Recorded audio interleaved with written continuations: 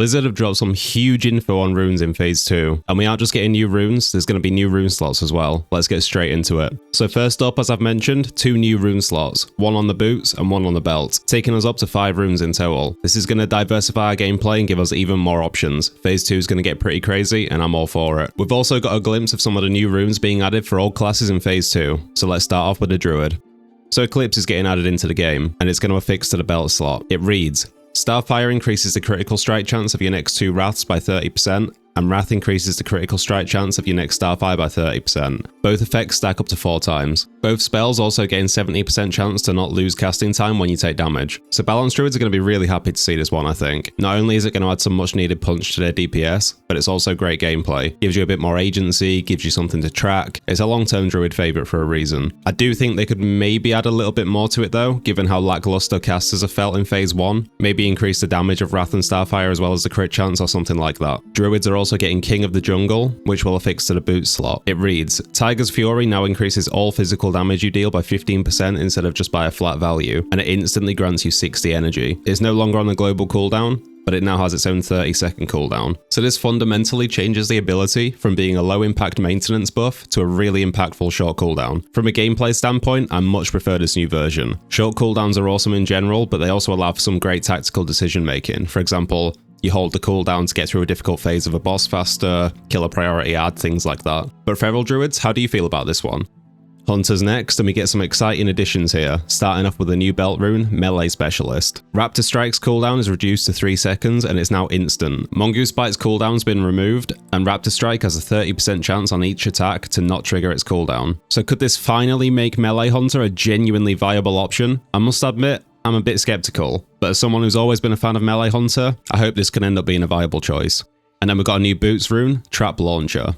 Your traps can now be placed at any location in 40 yards, and they can be placed while you're in combat. Additionally, your fire-based traps and your frost-based traps are now on separate cooldowns. Really nice addition here, bringing some modern quality of life to traps, which should add another layer into your rotation, and some really fun potential gameplay in PvP.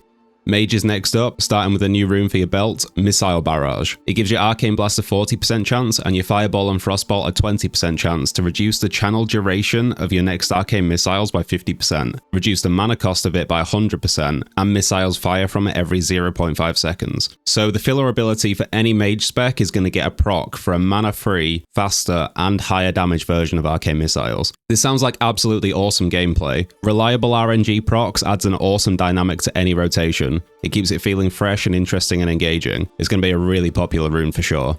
And then for the boots, we have Chronostatic Preservation, which fuses arcane, fire, and frost magic to freeze chronomantic energy into a stored state for later use. You can hold this energy for up to 15 seconds before it combusts and expires, and when unleashed, it heals a friendly target for X amount. I must admit, I'm not exactly sure what storing magic means. I'm assuming it might work by essentially allowing you to turn some of your damage into healing. It'll be interesting to see how this one plays out. Paladin next. The belt rune previewed is Sheath of Light. Dealing damage with your melee weapon increases your spell power by an amount equal to 30% of your attack power for 1 minute. In addition, your critical healing spells will heal the target for 60% of the amount healed over 12 seconds. So it seems like Blizzard want to bring a bit of that melee healer feel to Paladin that they've got in retail WoW. Increasing your spell power and having an extra hot from your crit heals does sound really strong. I think Holy Paladin could be a popular choice for a healer in Phase 2.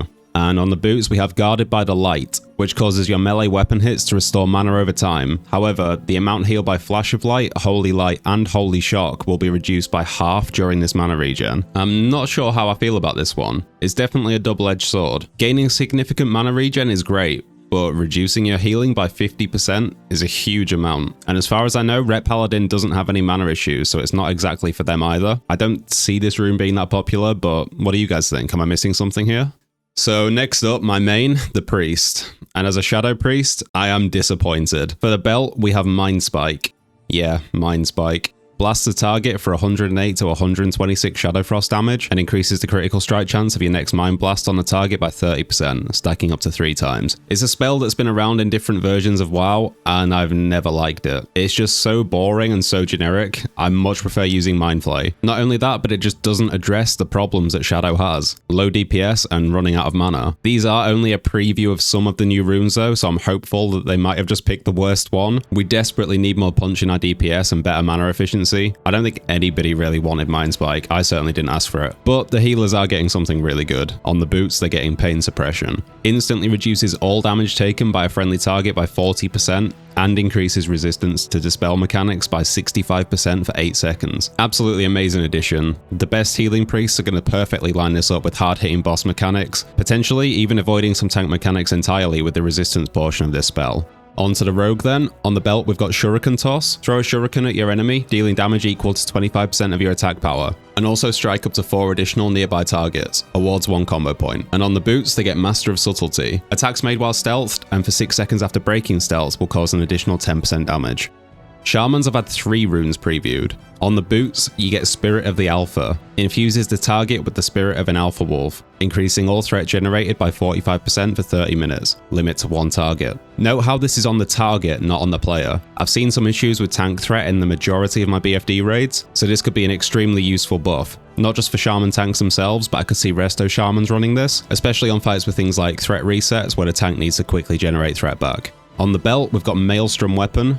When you deal damage with a melee attack, you have a chance to reduce the cast time of your next lightning bolt, chain lightning, lesser healing wave, chain heal, or lava burst by 20%. Stacks up to 5 times and lasts for 30 seconds. And on the chest, I think they've shown this extra rune deliberately because I can hear people re-rolling Shaman already. Two-handed mastery. Each time you strike an enemy with a two-handed weapon, you gain 30% attack speed with two-handed weapons for 10 seconds. Along with the level 40 talents and abilities, Enhancement Shamans using this along with the new Maelstrom weapon, it's going to be so much fun in PvE and PvP. I think I need to make a new alt right now, honestly. Warlock next. For the belt, we've got Invocation.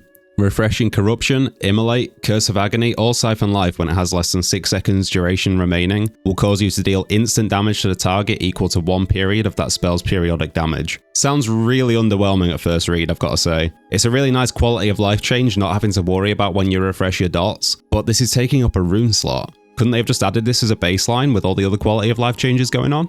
And for the boots, Dance of the Wicked. You and your demon pet gain dodge chance equal to your spell critical strike chance each time you deal a critical strike to an enemy, and also regain 2% of your max mana.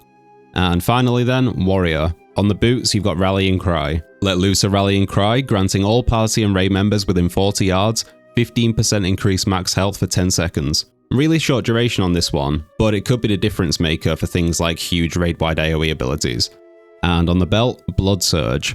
Heroic Strike, Bloodthirst, and Whirlwind all have a 30% chance to make your next slam within 15 seconds instant and cost no rage. So how do you guys feel about your new runes that Blizzard have previewed? Let me know in the comments below. And if you want to see some brand new info regarding Phase 2, click on this video here, and I'll see you in the next one.